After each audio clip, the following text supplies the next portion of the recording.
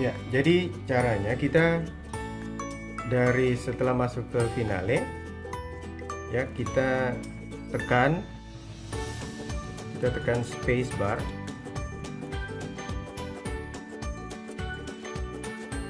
kemudian kita arahkan kursor ke bar.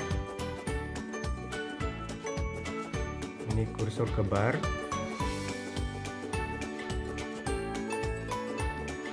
Nah, jika sudah, kita klik mouse bagian sebelah kiri.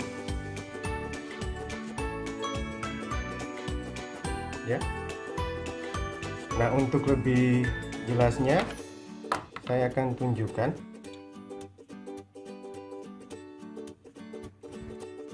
Jadi kita tekan spacebar ini,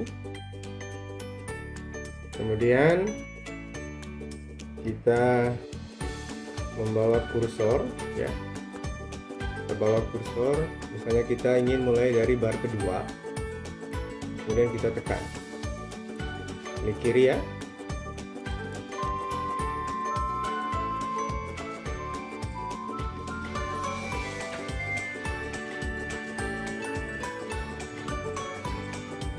Jadi sekali lagi kita tekan dulu spacebar, ya, spacebar, kita tekan, kemudian kita arahkan kursor.